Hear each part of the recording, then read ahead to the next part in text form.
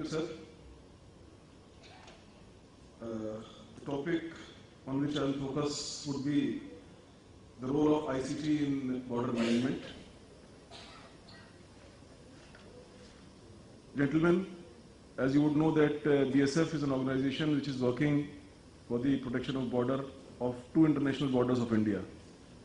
That is Indo-Pak border and Indo-Bangladesh border. So BSF is essentially into the border guarding of about 7,000 odd kilometers with extreme climatic conditions and terrain conditions. There are two components to the ICT, and as I understand that most of the participants here are mainly into from the software side, I'll focus my discussion on that aspect only. But I'll begin with some sort of problems, issues which are there in the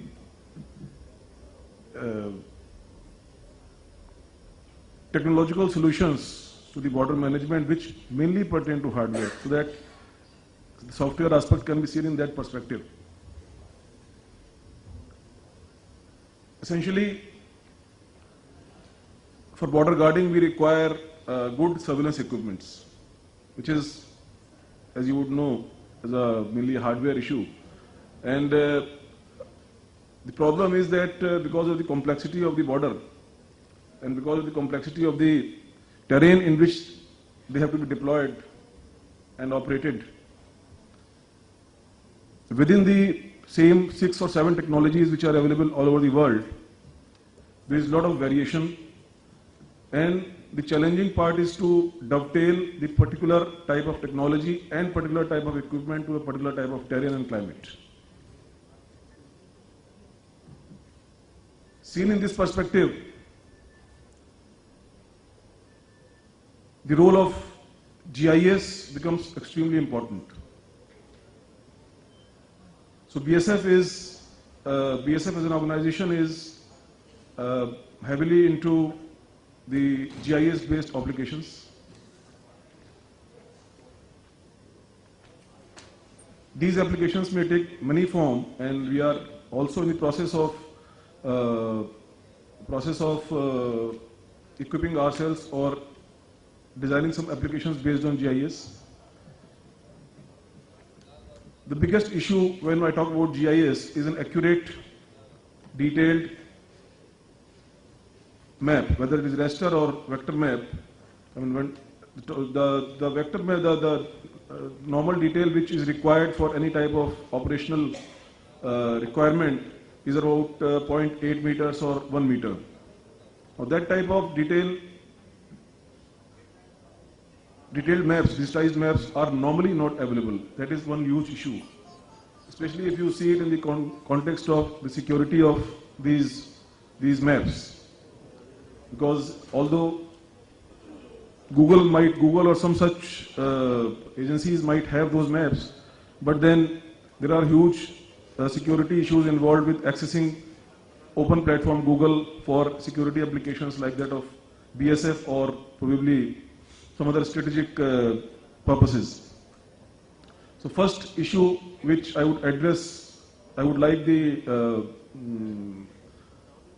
industry to be, on the same board, is the maps. We have been contacted by a number of companies who are giving 30-meter maps, 20-meter maps, but they are good for general depiction and planning, but for the operational point of view, we require detailed maps. I understand they are extremely costly, but that type of base map is the first point from which the GIS would start. Then different type of applications based on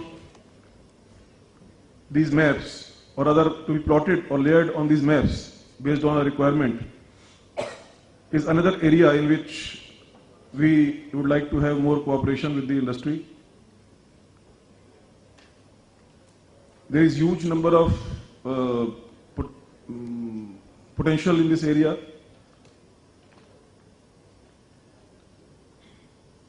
It is not only the physical or three-dimensional rendering of the equipments, assets, etc., but also different type of analysis based on those maps. The surveillance equipments mapping, you have surveillance equipment all across the border, string dial all across the border, but is there any area which is not covering any part of border? For example, you have two surveillance equipment with a range of, let us say, 3 kilometers, 4 kilometers in a serial form. It might so happen that because of the elevation of terrain or because of some such other impediment, there might be some areas in between which might not be properly secured.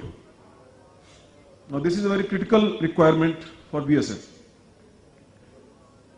Although there are ready-made tools available within the GIS, which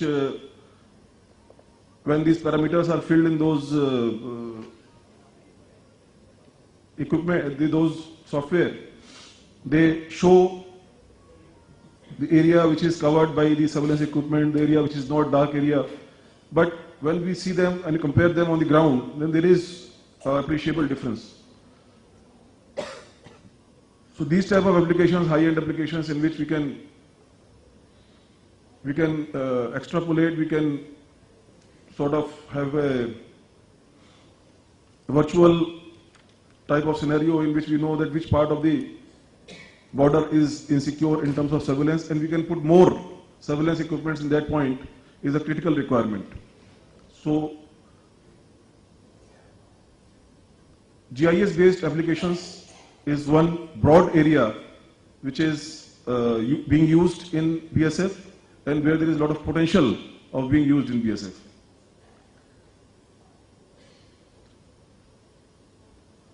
The second area which is very important for us, and again for which we are in contact with many vendors in the industry, is the command and control system.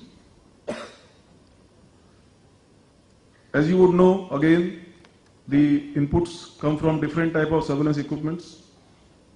It can be EO devices, it can be radars, it can be any other form of surveillance device, UGS, etc., whatever it may be. But to synchronize or to enmesh all those inputs into a particular form, to come out with a screen which is readily understandable to a constable on the ground, to have a proper analysis based on these type of inputs, real time, this is a challenge. This is another area where BSF would like to interact with the industry to have a good command control system in which these type of requirements can be met based on real-time input from surveillance equipments.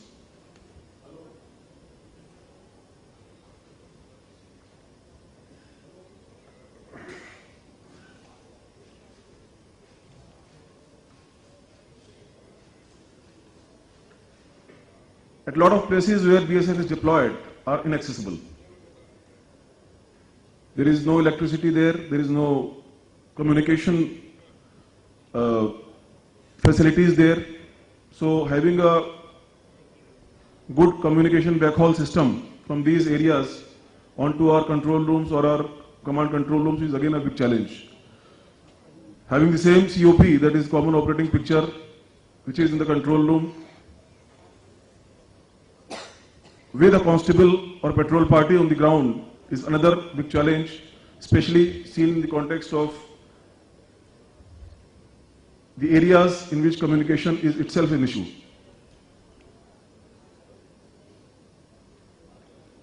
Besides these, the normal software applications uses for optimizing the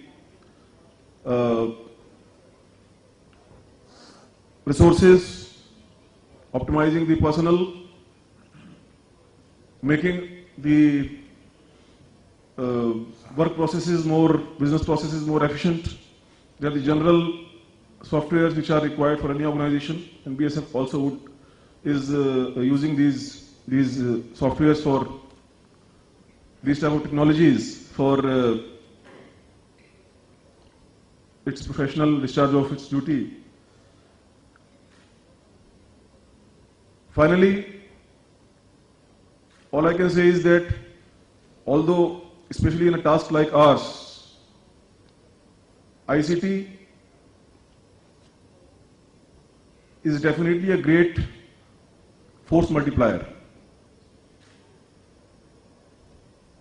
We have had instances in which, because of the application, because of the ingenuity of our members of the force who have devised certain applications, we have our own IT division within the BSF and communication division within the BSF. So based on their development of